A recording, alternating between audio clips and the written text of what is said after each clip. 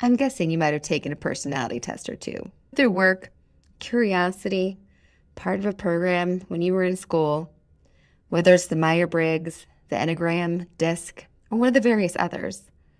There's lots of different measures people have created to help us learn a little more about ourselves. I'm intrigued by each and every one of these. I'm not looking for cookie cutters. I'm all about tools that can help us have different ways of looking at ourselves, our experiences, and about the way we react to things. This is why I was so excited to connect with today's guest, Megan Seamans, and learn about her expertise in human design. Welcome to The Grit Show, Growth on Purpose. I'm glad you found us. I'm Shauna Rodriguez, and I'm honored to be leading you on today's journey as part of this community, growing together as seekers and thrivers. Today, we're going to talk more about human design and living on purpose. I'm sure you already know that living on purpose is something we care deeply about on The Grit Show, something we'll talk about often. Human design is a newer concept. It was just a term I'd heard in passing. I like the sound of it, though. I walked into it with a completely blank slate, and I hope you do as well. Even if you don't connect with exactly how your profile is determined, I think there's a lot to be gained in learning about the various types and seeing what speaks to you, especially with the way Megan shares it. Megan is a certified energy coach and human design guide. She's a creator of Rooted and Wild, which you get to hear a little more about. She supports people to tap into their magic and confidently lead their life without people-pleasing, fear, or doubt standing in their way. Thank you so much for being here today, Megan. I'm so excited. I've been so excited all week for this conversation. Yay! I love it. I love it. I'm so glad you're here. And I'm also excited because we squeezed this adventure in because Megan is about to go on an even bigger adventure. Do you want to share with us where you're headed next week? I am. I have my one-way ticket booked over to Scotland with little to no plans, and we'll just see where the adventure takes me. That is a great way to do it. I love it. And as we get to know her better, we're going to learn how that folds into her fabulous philosophy. So where are you today? Where are you talking to us from? Right now, I'm in sunny Orlando, Florida. Nice. Yes, trading the sunshine for the unpredictable Scottish weather. There you go. Well, it's getting to be a little too warm, probably. It's intense. Good time to trade. I'm sure when it comes like next February, you'll be wondering what it's like in Orlando. But right now, it's not a bad time to trade. That's right. We had a brief conversation before we started, and Megan got to learn that I know nothing about human design. And so I am very excited about this conversation because I am learning right along with all of you about human design and how it connects with being able to live on purpose and how it connects to all of us. So, Megan, why don't you share with us? Get us started. Teach us about human design.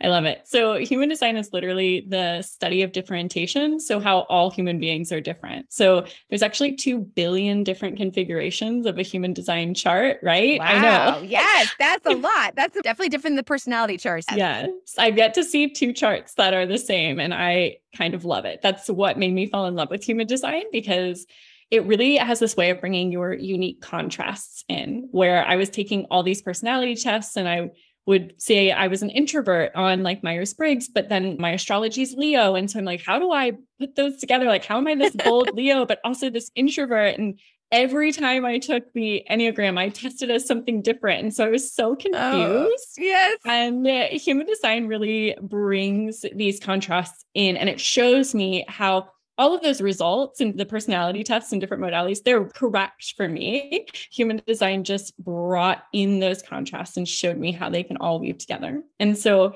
really what it is it's your energetic blueprint. It shows you how your energy is made to show up with the least amount of resistance and the most amount of ease. I sound like a broken record in my human design sessions because I'm like, it's all about the most amount of ease. I'm just constantly weaving that in. Yes. It's such a gift. And it's like a permission slip. It's like coming back home. It's never brand new information. It's like a coming back home to, oh yeah, that's me. Like I can feel that. So how it pulls that is from your birthday, time, and location. So it never changes. It's really your soul's essence. And it pulls from different modalities you've likely heard of before, like astrology, the chakra system, the ancient I Ching, Kabbalah, and some quantum physics to bring together your human design. That's amazing. So how long, because it's a buzzword that I've heard at least the last few years, but I'm guessing it's been around a lot longer than that. So the system came together actually in the 80s, so not too long. However, of course, all of the different modalities that kind of come into play are ancient wisdoms. So yeah. So when did you stumble onto it? How did you come to be connected to human design and learn all about it? Yeah.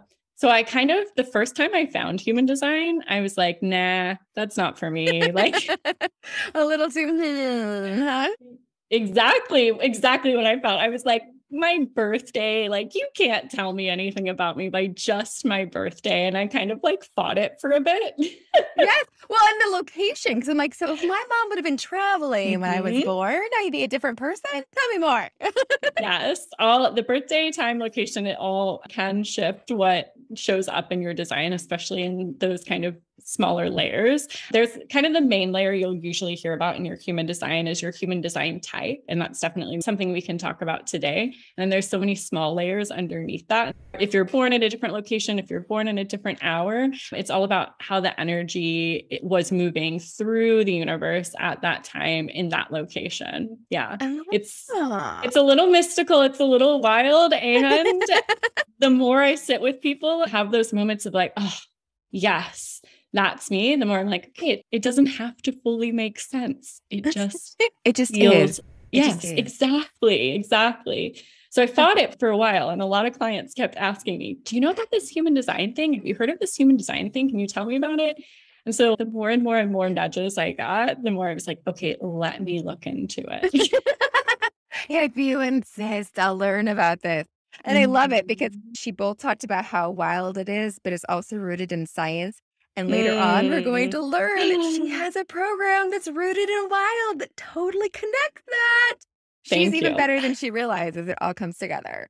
So, and because I hadn't heard of it, I've heard of human design, had no clue it was connected to my birth date and to where I was born and the time that I was born. I knew my birthday, I knew where I was born, but the time of my birth is a question mark. So we tried, I called my dad and got his voicemail.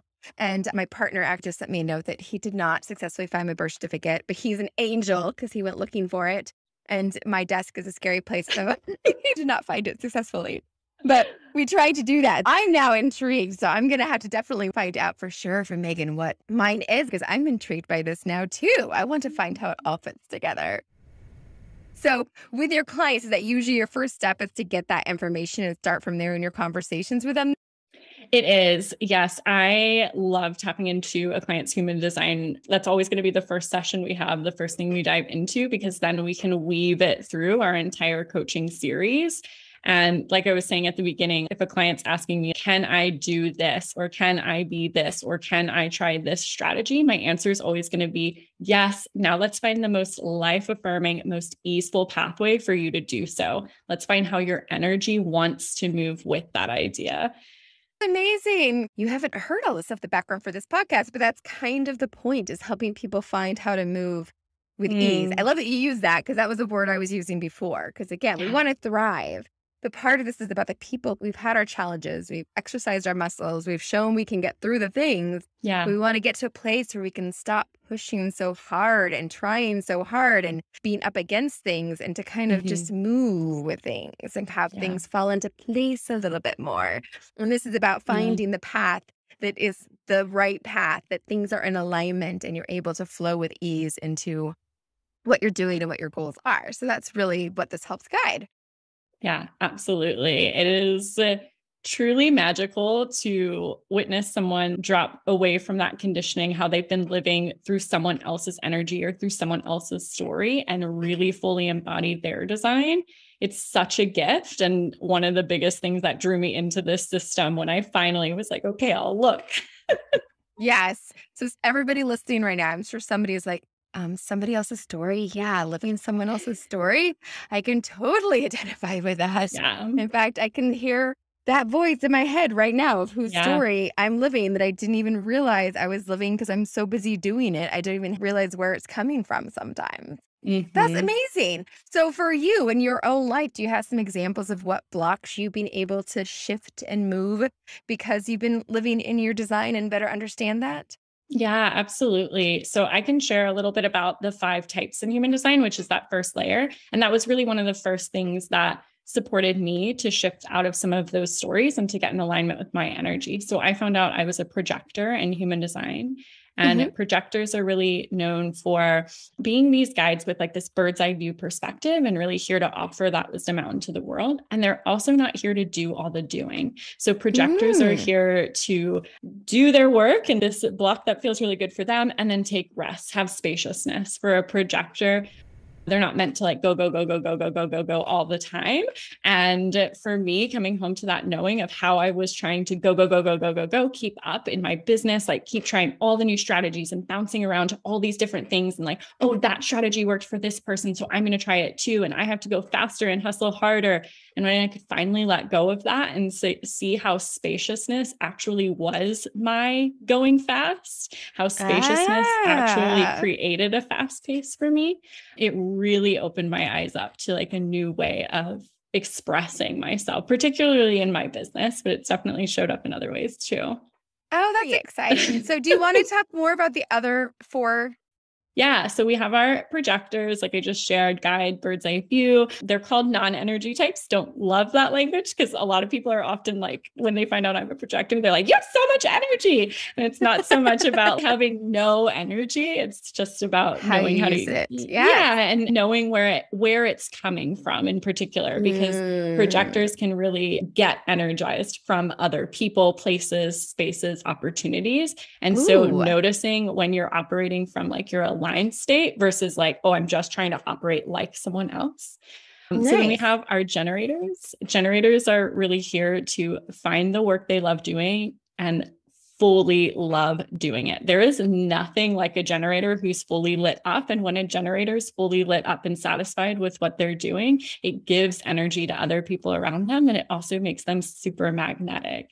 So Ooh. generators are really here to be these creative beings who do have the capacity to, once they find their thing, to like go. And please do not interrupt a generator when they are in their flow, because that's a big no-go for them. Generators are really, they have this powerful internal creative energy, and creative energy outside the box of anything you know about being creative. It's just Uh-huh. doing what you love doing and being in that thing that fully lights you up. Once you're in that flow, you are just in it. And so for a generator to feel like fully satisfied with the day, that looks like using up their energy in a way that feels fully satisfying for them and going to bed feeling like super complete and nourished with how they've used their energy. Yeah. Which Oh, is that's awesome. potentially the type we think you are. We'll Yes, find out I soon. know. I'm so intrigued, especially because, again, like the time that we had, it's like it might be the complete opposite, but that definitely sounds completely like me. But then, like, spaciousness. So, yes, I'm so curious. Yes, keep Yes. going. I want to hear about the rest of them. Yes. This is And exciting. yes. And you brought up a good point there because, like, yes, we all need spaciousness. We all need to be lit up. So if you're a projector and you're like, wait, shouldn't I be lit up like a generator is? Yes, absolutely. And like generators who are like, wait, I need breaks and spaciousness. Absolutely. It's more about getting in alignment. Like for a generator, if you're not doing what lights you up, like majority% of the time, you're going to Mm-hmm. drain that vital life force energy out and we're going to feel it. Like you can Yes. feel when a generator is not doing the things they love doing and it Yes. like closes off a little bit. And you can feel when a projector is so drained out. So it's about getting to know your energy for sure. So next we have manifesting generators. Manifesting generators are kind of like our multi-passionate people. They're fast movers like our generators, and they're really finding clarity through their process. So once a manifesting generator finds what their yes is, they're meant to go with that yes and hold as many yeses as possible for them. So a lot of manifesting generators have been told their whole life that they're like flaky or frantic because they're going around trying all the things and like doing a lot of different things all at once. And that is truly how their energy is meant to show up and shine. They are meant to hold as many yeses as possible for them and move with that process fast. Whenever I sit with a manifesting generator, I'm always like, what are we doing? Where's the excitement? Like, what adventure are we going on? I can feel that buzz of we're like doing things and we're doing them quick. Yes. And they're often told, no, you need to focus here. You need Yeah. to go in just one direction. You need to niche. You need to just do this. Stop Yes. trying to do all the things. Just do this one thing. And that's completely against the grain for them. And that's so Oh my exciting gosh. for them to be validated on where their Yeah. flow is. That's exciting. Yeah. You like hit the nail on the head of all the stories that any manifesting generator I've ever sat with has been told. You need to find one thing. You need to find your one thing, whether it's when they're going through university and they're trying to find their major or like in Yes. business and they need to niche. Like you're so spot on. And so letting go of that and just letting yourself operate in a non-linear path is so important for the manifesting generator. Yeah. It's so exciting for people to feel validated in where they are and who they are because there's so much Yeah. fighting against those things. Keep going. This is fun. I like hearing about this. Tell me more. We have two more types. So we have the manifester. Manifestors are here to be bold, unapologetic, and they are here to make impact. And manifestors are here to initiate. So they really get the ball rolling for us. And they're here to like bring these big ideas and new ways of doing things alive. And they don't necessarily love doing all the doing. They like to bring it alive. And then it can be really supportive for them to have people who can support that process. But they're like here, they're ready to go and they're ready to do the thing. And their energy can feel quite intimidating to other people because they're quite protective with their energy. Manifestors are known for being lone wolves. And that certainly doesn't mean that they don't need people in their life. They just operate in a really like independent way. Like the manifestor child is the one who's left the building and you're like, where have they gone? What has happened? They're like, they're on the go. Yes. My brother was a manifestor and it always cracks me up because he was almost born in a parking lot. And I feel like from the time of his birth, he was like, I am here and I am ready to do things. Let's do it. Yeah, try to keep up. You do need to keep up though, but I'm going. So yes, keep up. That's awesome. And so that awareness that they do need people to help with some of the things back here, but not telling them where to go and not directing them, but to keep up so that all the things get done in that path. Yes. Yeah, certainly. Control can be a huge like theme and shadow for the manifestor. If they feel really controlled, they're likely going to fall into this place of anger and feel like the world is just like constantly pushing against them.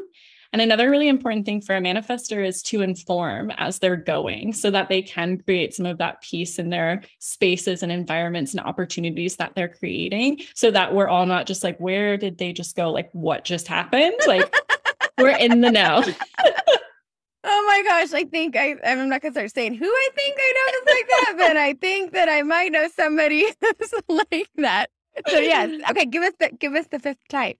Yep. The last type, these are our reflectors, and reflectors actually only make up 1% of the population. So they're quite rare birds, and they are very unique in their way that they express their energy. Reflectors are here to sample what's going on in the environment and then magnify and amplify it back out into the spaces that they're in. So reflectors are constantly like sampling what's going on around them.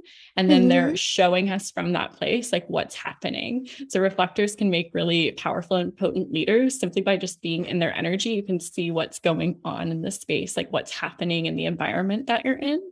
And they really can feel like all of the types. Like one day might wake up and feel like a generator where they can just go. One day they might wake up and feel like a projector where they want to like offer that guidance. They might wake up and feel like a manifesting generator where they like want to try something new and see how the process goes. And so for the reflector, it's all about getting really present and letting your energy ebb and flow. Reflectors can also be quite sensitive to what's going on because they are constantly like taking in that information. And so really noticing what's not theirs and being able to come to this grounded place within themselves. Oh, wow. That's intense. And it's interesting to know that so few people have that, but that must be a hard one for them to identify where they land. I feel like this, and trying to find their place. Yeah, I've been super honored to have a few reflector clients. I feel like I magnetize them in a little bit and I kind of love it because I learn so much from them. And they're always like very in tune with the collective. And oftentimes they'll know things and then they'll tell me about it. And then the next day they'll be like, you'll never guess what email I just received. It said the exact thing that I told you yesterday. Like they're very in tune. They're very connected and they have really brilliant wisdom to give us. That's incredible. So then you also said that there's like 2 billion types. Yes. So then the 5 start here, and then tell me where it goes. Tell me more about that. Yes. So there are 2 billion different human design configurations. So when you pull your human design chart, what you're going to see is this body that has shapes and lines and colors. And you're going to be like, what is happening here? So this is where all of the different layers come in, and where all of the different, like 2 billion different configurations come in. Because yes, we have these energy types, and you're more than just one type. So along with your type, you'll have a strategy, which is your way of moving with life with the least amount of resistance. You have your authority, which is how you make decisions with the least amount of resistance. You have your profile, which is kind of like a costume to your purpose. You have all of the shapes. These are your centers, and that's how your energy flows through your body. All of the lines are your innate strengths. So there's all these layers. So even if, let's say you are a generator and you meet another generator, you two aren't going to be the same or express that generator energy in the same way, because you might have a different authority or a different profile or different ways that the energy flows throughout your body. And so it's layers and layers, and the human design rabbit hole never ends. I'm still learning things.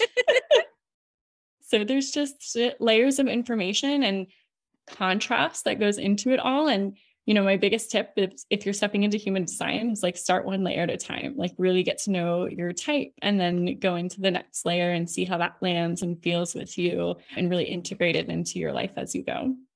Yeah. That's wonderful. Can you give us a story of one of your clients about how this has supported them to be able to realize, to live with your purpose instead of it being like this outside thing that is something that is integrated?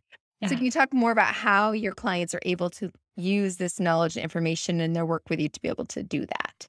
Yeah, absolutely. I mean, to me, it's all about going through that deconditioning process, like noticing how you've been living against your design, how you've been creating friction in your life, and you've been trying to operate in a way that isn't actually your energetic operating system. Honestly, the client that comes up is actually a reflector client, learning that she was a reflector and learning that she had such unique energy made so much sense. It was like everything clicked of like, oh, that's why my career path has felt so hard. That's why it felt so hard to find my footing, my place in school, like what I wanted to do in life. Because when we could really come down to the lesson of, you're meant to sample, you're meant to be fluid, you're meant to try different things, and like let life be a buffet, and you're like tasting through the entire experience.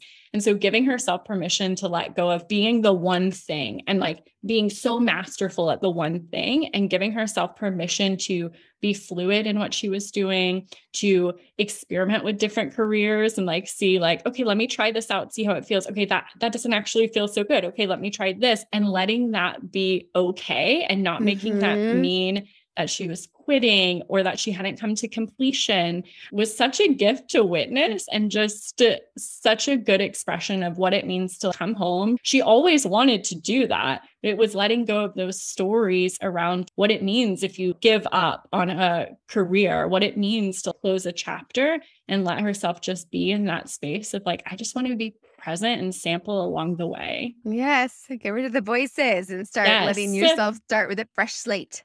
Yes. Yes. That's so exciting. And so you mentioned your brother and his design. Which was his design? Was he the manifester? Yes, the manifester. You mentioned that you lost your brother. Were you able to find his type before you lost him, or was it just something you realized after that?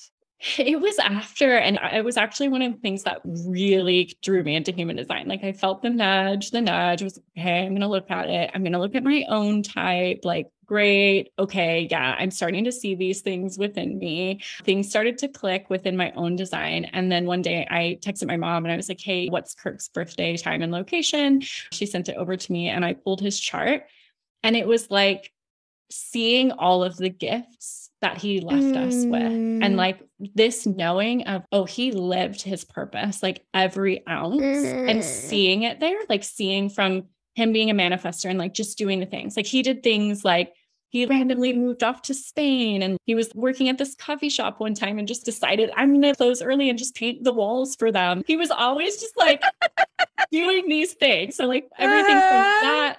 And then seeing these contrasts within his strengths, like learning and mastering like science and different studies like that. And he was a physics major, but he also had these strengths in art and creativity, and his minor was in photography. And so it was seeing all of these contrasts and ways that he lived and knowing like, oh, he lived all of that up. What a gift. And now every time I see someone post a story about him on Facebook or someone share an old photo or video of him, I know he lived his design, and I know that's the greatest gift you can leave on this earth. Yeah. That is amazing. And what a great way to be connected to it, to understand, to see it magnified. There's someone you cared about, and to know that they lived their purpose because they were able to do those things in all those ways that were such an example of how they were living that and being that. I like that story. So you have this exciting opportunity that is coming up for you with your clients and the work you do. Tell us more about that. Yeah, I've just opened up the doors to the super special program, Rooted and Wild, which actually came alive back in 2018 after I lost my brother. I was like navigating many different things as grief does. It just surfaces up many emotions and memories and feelings and all of the things. And at the time I was living on another one-way ticket. At the time I was living in Thailand. And when he passed, I decided to get grounded, get roots, if you will, and get a home. And I was navigating all these stories like, I failed. I failed the one-way ticket trip. It wasn't supposed to be like this. You know, one day someone asked me, like, what does home mean to you? And it just came out like home sometimes is rooted and sometimes it's wild. And that's when this program started coming alive, because I was like, oh, that's it. You have to know when you're being called to be rooted and when you're being called to live wild, and give yourself permission to not make that mean anything and just let yourself live. Let yourself live in both rooted ways and wild ways. And so this program came alive, and I'm very excited. In 2022, it is now out into the world. That is incredible. And they take time. Those things have to grow and get to the place where they can just come to be in that level. I love the title, and I love how much it reflects the way you've lived your life. And to some extent, it sounds like the way your brother lived his life as well, that he had his moments where he was able to do both of those things also. Yeah. So how can people connect with you and get connected to this? You can find me pretty much anywhere online with my name, Megan Seamans, at Megan Seamans on Instagram. My website's meganseamans.com, so you can find me there. Instagram's my favorite place to hang out, so you can always find me sharing on stories and reels and lots of fun tips and tricks. And you can find info for Rooted and Wild over there as well. Ooh, so you get to follow you on your adventures if we follow on Instagram. I love that. I love that. And we'll definitely have that in the show notes and make that easy for you guys to find her as well. And it's Seamans with an S at the end too. The other thing that we also talk about on our show is self-care, because we care about that. So what are some things that you do to take care of yourself? I love this question. Self-care is so important. Oh my goodness. Let me give you a list of like 100 things. No, that works. That works. People need examples, because honestly, it's something hard to fit in sometimes. And so 100 examples is a good thing. I love it. So my personal favorite self-care is always going to be getting outside in nature. Like, it is incredible what even just stepping outside barefoot, putting my feet in the grass for like 30 seconds can do. That is always going to be my all-time favorite self-care. I would say one of my other favorite self-cares is working with a coach, working with someone who can give me that outside perspective. I always feel good after a good coaching session and knowing like, okay, I can do this. Yes. I don't think people recognize enough that doing that, like when I talk to my friends about finding a therapist, finding a coach, finding that support, that really is me time. That is you taking care of yourself and nurturing yourself to give yourself that space, because we all have things to navigate, and finding the time to quiet down.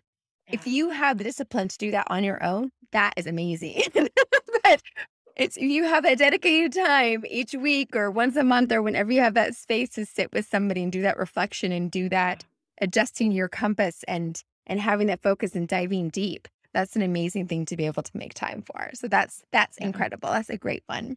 Awesome. Yeah. Give us one more. Give us one more. One more. Let's see. I'll say another favorite self-care is following my threads of joy. So sometimes that's going to look like, meditating for a bit. And sometimes that's going to look like going out to get my favorite donut. But whatever that thread of joy is for me in the moment, it's always going to be self-care. I like it. I like joy. We like joy. We like being in the moment. That's awesome. Yeah. Yeah. So one thing that we actually have coloring books that we offer, that we sell. And part of that is for folks to have something they can Love it. use to have those little moments of self-care. And we give all of our guests a free coloring book. Yay!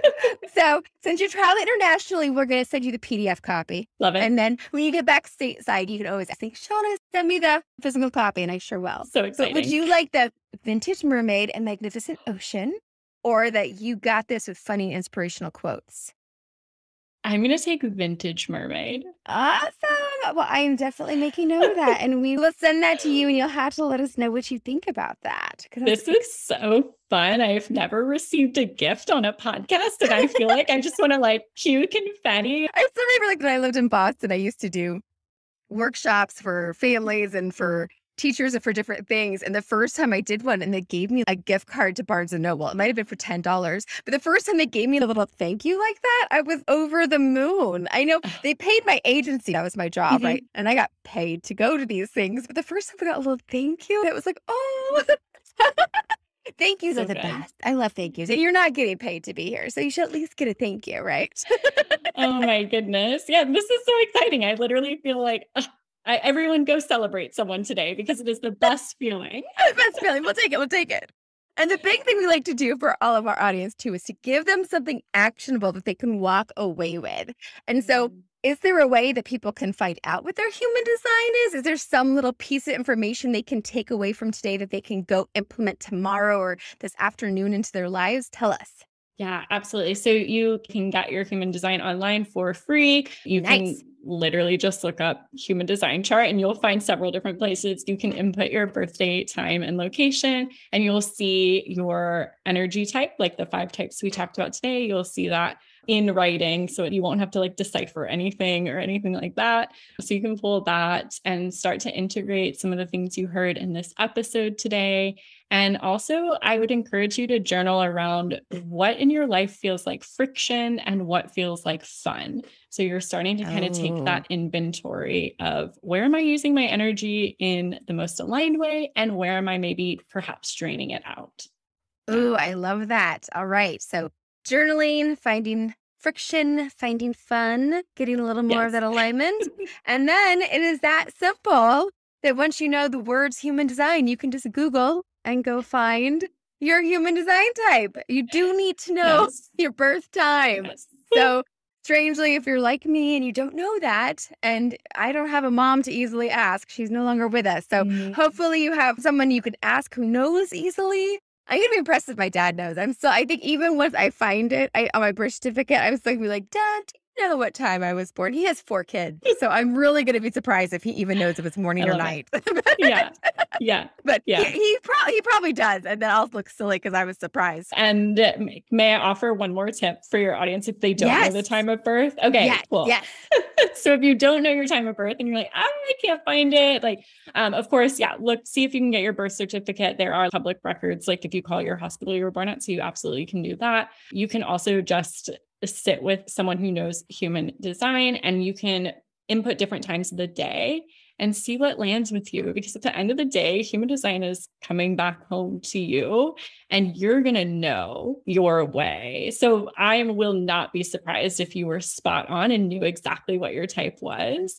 But yeah, you can sit with someone who does know human design, and they can tell you like, oh, if it's this time, then this changes. If it's this time, then this changes. Yeah. Oh, nice. Those tricky little lines. And that was wonderful. So thank you so much, Megan. This has been amazing. It was delightful to meet you. And I think we've all learned a lot today, which has been wonderful. Thanks for being here, Megan. Thank you so much. I'm so grateful. For the rest of you, take care of you.